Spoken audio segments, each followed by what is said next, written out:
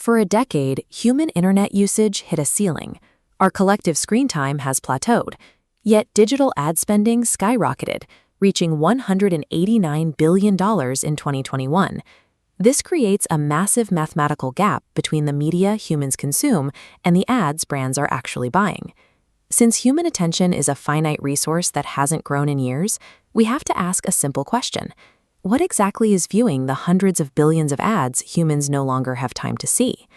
In a world of bits and bytes, results are delivered via spreadsheets and dashboards rather than physical goods. Committing a heist in this environment requires no trucks, no physical currency, and no traditional evidence. It relies entirely on manufacturing the appearance of activity. Roughly 3/4 of the total volume in digital advertising cannot be explained by human behavior. This capital flows into an invisible, illicit industry that has scaled alongside the internet itself. Digital advertising used to be a direct transaction between a brand and a known publisher. That connection was eventually severed by programmatic ad exchanges, automated systems that use algorithms to buy and sell ad space in milliseconds. These exchanges created a powerful new incentive. Because every intermediary takes a fee based on the amount of traffic moving through their platform, they make more money when volume increases. They are financially rewarded for looking the other way when that volume is fake. Fraudsters exploit this by using bots to manufacture ad inventory. They create millions of fake websites with no content and clone mobile apps by the hundreds of thousands, using automated scripts to generate billions of fake views that look real to a computer. These botnets are programmed to follow the money. When advertisers moved budgets into video and connected TV to find higher engagement, fraudsters simply falsified their bid requests to appear as streaming devices, absorbing the high-value budgets instantly. This scale is impossible in the physical world. A stadium owner cannot suddenly claim to have 1 billion fans in the stands to meet an advertiser's demand. But in a programmatic exchange, inventory is limited only by how much a bot maker is willing to simulate. Programmatic exchanges effectively decoupled ad revenue from human attention. By rewarding volume above all else, the industry built a system where the manufacturing of fake data is the most direct path to profit.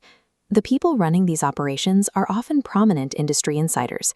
They operate with surprising transparency, using their own names while occasionally boasting about the mansions and yachts purchased with the proceeds of automated traffic.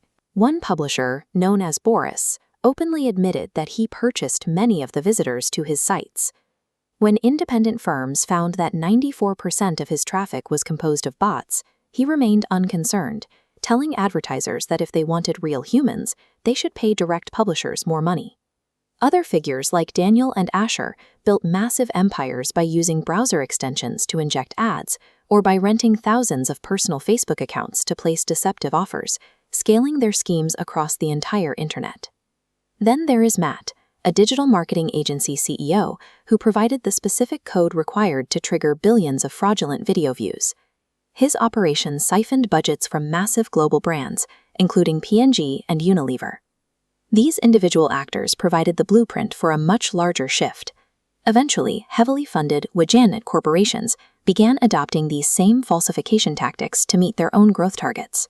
In 2019, the healthcare startup Outcome Health settled with the Department of Justice for $70 million. They admitted to falsifying affidavits and performance metrics to make it appear they were delivering ads to thousands of screens that didn't actually exist. This is why digital ad fraud is often called the perfect crime. When there is no physical oversight and the victims are provided with fabricated spreadsheets that look like success, the grift becomes the most profitable business model in the industry. With billions of dollars being siphoned by known actors and documented by the Department of Justice, how does the industry continue to claim that the problem is under control? The official industry narrative relies on reports like this one. Legacy verification vendors and certification bodies claim that fraud, or invalid traffic, is a tiny sub 1% problem. This data allows the industry to maintain the appearance of safety. The reality of the exchanges tells a different story. When the exchange app Nexus ran a massive fraud cleanup, their monthly impression volume plummeted by 92%. They went from 260 billion transactions to just 20 billion once the fakes were removed. Even publishers who openly admit to running 99% fraud sites can easily pass these industry checks. This Reddit user noted that their bot-driven traffic continued to score highly with the very verification firms that advertisers trust to protect their budgets. The fraud persists because the illusion of scale benefits everyone in the chain. Exchanges get their fees, agencies show high performance at a low cost, and advertisers get to believe their brands are reaching millions of people. We have seen the proof of this illusion in the real world. When Chase Bank reduced the number of sites showing their ads from 400,000 to just 5,000, they saw no change in business outcomes. When Uber cut $120 million in app install spending, their installs stayed the same. Digital ad fraud is a system protected by its own victims. To escape it, advertisers must stop relying on black box certifications and start measuring the only thing that cannot be fabricated: real-world business results.